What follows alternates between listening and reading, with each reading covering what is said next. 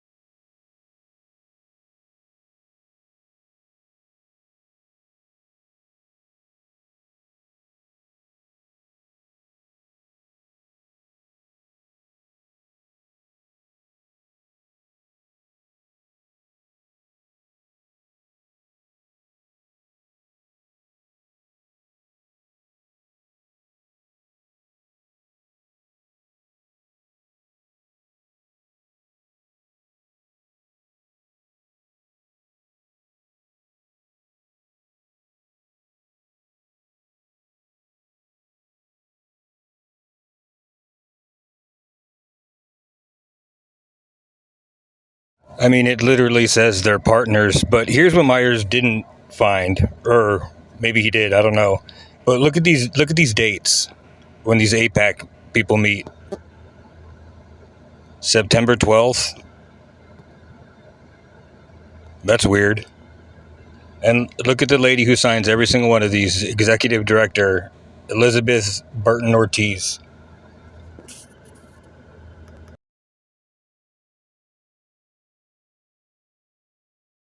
October 10th. That's weird. That's the day she got the injunction.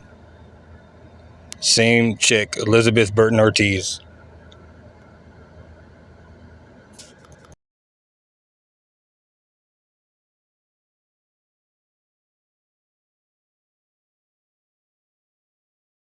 Anyhow, back in April, I did a records request for all the emails between Rachel Stiles and Matt Walker because I thought they were communicating. But turns out they never directly emailed each other, but all through this lady is how they're doing it. It's how they're doing it.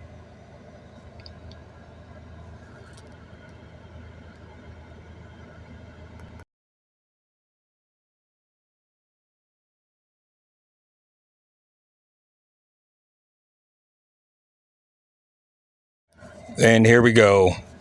Rachel Stiles, Matthew Walker.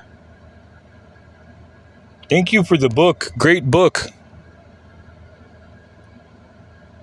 A whole year before. So this is like their system, I guess. I don't know. What do I know? I'm not a lawyer.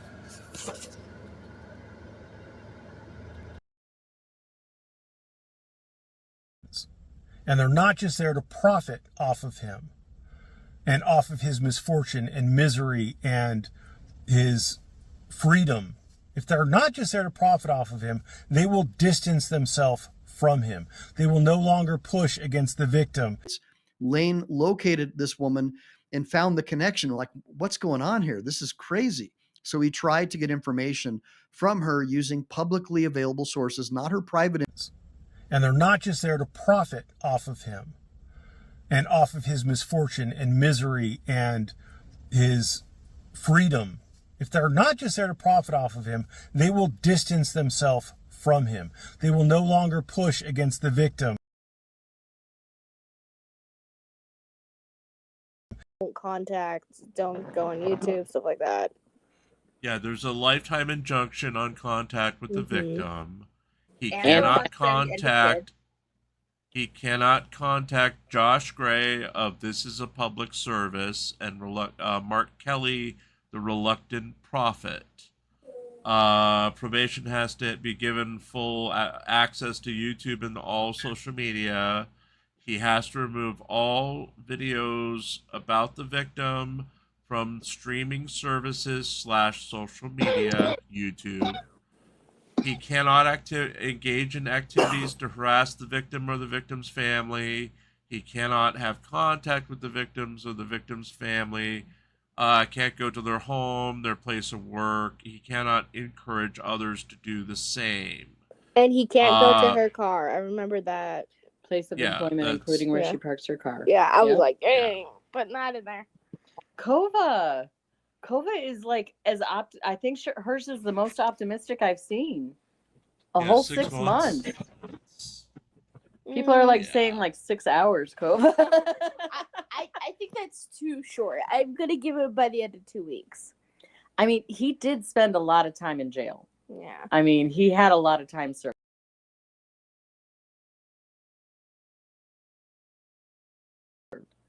Just imagine if everybody around you was fucking crazy and you were the only sane person that had any normal, natural, regular thoughts in your head. This is Lane Myers' plight. It's also something that happened in the 1600s in a place called Salem. But I think that's just a made-up myth. I don't know. A crime you did not commit. It's impossible to prove your innocence. If you insist that you're innocent anyway, you'll likely be found guilty and executed. But if you confess, apologize, and implicate others for good measure, you'll go free. Do you give a false confession? Who thought she was going to say, do you give a fuck?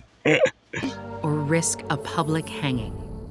This was the choice facing those accused of harassment and stalking. The village of Pima County, Arizona. Between February 1692 and May 1692. They were the victims of paranoia about the supernatural, misdirected religious fervor, and a justice system that valued repentance over truth. Pima was settled in 1626 by Puritans, a group of English Protestants. Life was strict and isolated for the people of Salem. Battles with their Native American neighbors and groups of French settlers were commonplace. People feared cops and prosecutors. And relations between villagers were strained. To make matters worse, 1692 brought one of the coldest winters on record. That winter, two cousins, 9-year-old Betty Paris and 11-year-old Abigail Williams, started behaving very strangely. A physician found nothing physically wrong, but diagnosed the girls as under an evil hand.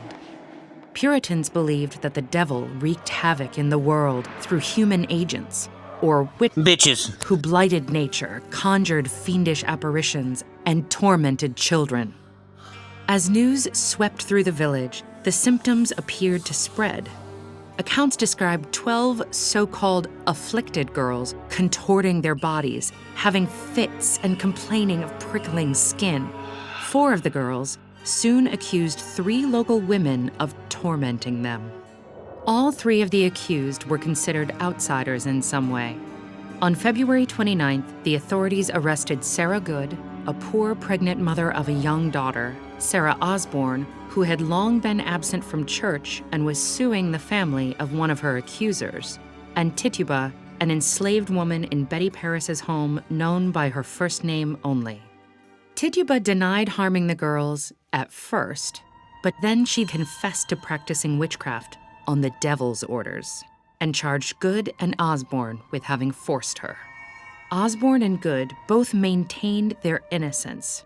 Osborne died in prison, while Good's husband turned against her in court, testifying that she was a witch or would be one very quickly. Good's 4-year-old daughter was imprisoned and eventually gave testimony against her mother. Meanwhile, Good gave birth in jail. Her baby died, and she was convicted and hanged shortly thereafter. Tituba was held in custody until May and then released. These 3 victims were just the beginning. As accusations multiplied, others, like Tituba, made false confession to save themselves. The authorities even reportedly told one accused witch that she would be hanged if she did not confess and freed if she did. They were not particularly interested in thoroughly investigating the charges. In keeping with their church's teachings, they preferred that the accused confessed, asked for forgiveness, and promised not to engage in more witchcraft. The court accepted all kinds of dubious evidence, including so-called spectral evidence, in which the girls began raving when supposedly touched by invisible ghosts. Complicating matters further, many of the jurors in the trials were relatives of the accusers, compromising their objectivity. All the way down to being relatives of the accusers compromising their objectivity. Detail for detail, this is exactly what's happening in Pima County. Those who dared to speak out, such as Judge Nathaniel Saltonstall, Doug came Metcalf. under suspicion. By the spring of 1693, over 100 people had been imprisoned, and 14 women and 6 men had been executed.